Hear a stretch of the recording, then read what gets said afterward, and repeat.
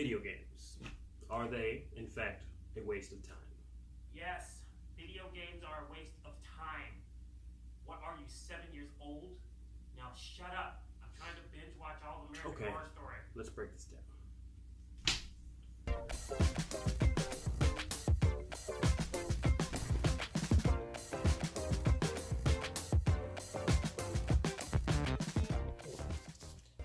I had to change my shirt for this one. Now, I'm what you would call an actual real-life millennial, since I'm nearing 30. Not the 16 and 17-year-olds you see in the news today. They're their own generation old people. Give them a new name. But I grew up in a world where video games have always been a part of my life. From watching my sister play the original Super Mario Bros. On the NES, to me patiently waiting right now for Red Dead 2 to get here and Cyberpunk 2077.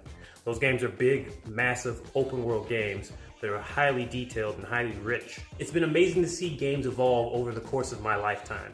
My first console was the Nintendo 64, and looking back at those games, they haven't aged well, but they were great at the time. Now games are in 4K, Ultra Vision, they're made with million-dollar budgets that rival most movies today. Surprisingly enough, video games still get a lot of hate. So in this video, I've compiled 5 of the most common things that I hear about video games that are simply untrue. So let's kick off this list with number 5. TV and film are okay to indulge in when you're an adult, but if you're still playing video games at my age, it's not okay. When it comes to wanting to relax and simply just to be entertained, listening to music, binge watching an entire season of a TV show, paying money to go see a movie, or reading a book, are all viable things to do with your time as an adult. But sit on your couch for an hour or two and just play a couple video games is against God in most people's eyes. Not to throw shade at other people's ideas of entertainment. I love to watch movies, listen to music, read books, watch TV shows like any other human being. But video games still fall into that branch. Video games have been around going on 56 years now. So that means a lot of people that grew up with video game consoles back in the day are now still gamers. But once you become an adult, you do have to make a living. And a lot of people are making a living with video games, which leads into the next one on my list.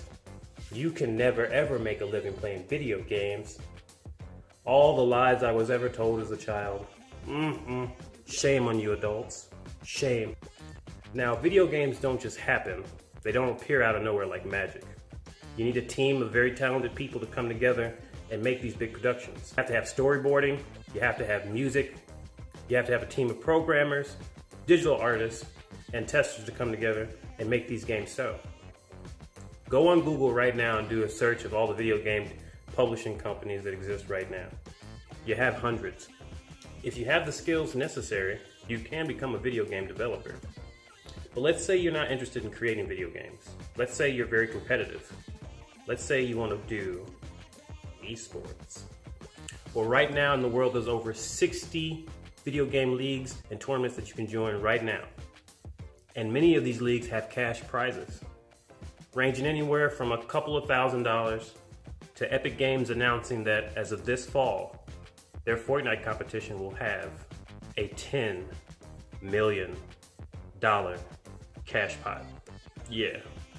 What if you just enjoy video games and you just want other people to know about them? Well, you can become a video game journalist as well. I know a lot of video game outlets like IGN, Game Informer, and GameSpot have a team of guys that work on video editorials, that work on their magazine articles, and also their online stuff. But hey, you don't have to join those big guys. You could start your own YouTube channel. Now, with any hobby out there, you can take it to the extreme, which leads into the next one on my list. Video games are bad for your health. Now, we all know the stereotype. Fat, lazy gamer in his parents' basement, getting nourishment from Doritos and Monster Energy drinks. There is still this old-fashioned stigma about video gamers. But as you can see, I managed to stay pretty fit. Now, any hobby that you take to the extreme can be very detrimental to your health. There's lots of research out there that also shows that video games are a positive for your health as well. We just need to make sure that we learn how to be healthy no matter what type of hobbies that we have. Speaking of learning, you can't learn anything while playing video games. Now, besides video games being a great form of entertainment, video games have lots of real-world applications. The medical field uses video games as training simulators for doctors. When it comes to military applications, video games are used to train soldiers in combat, as well as operate military equipment. The Air Force even has flight simulators to teach new recruits how to become better pilots. Historic game pieces like Assassin's Creed Odyssey and Battlefield 1 can teach a great deal about historical facts. In Battlefield, I learned about a group called the Harlem Hellfighters that fought during World War I, an all-black regiment. They were first organized in 1916. That's pretty amazing. I got exposed to something I would have known otherwise, all from playing a video game. The last one on my list, video games will make you violent. Video games can make me violent? I'm gonna choke my throat. But seriously, I've played violent games like Grand Theft Auto, Gears of War, Resident Evil, and somehow I haven't gone on a mass murdering spree. Any healthy individual can discern that video game world from the real life world. Any individual that's viewing violent content and seeing that as something that can be done in reality already has a problem to begin with. In America, people used to blame the random violent acts in the real world on things like heavy metal or rap, violent action movies, violent novels. Heck, even the United States during the McCarthy hearings rated in comic books as a source of violent acts for teens in the 1950s.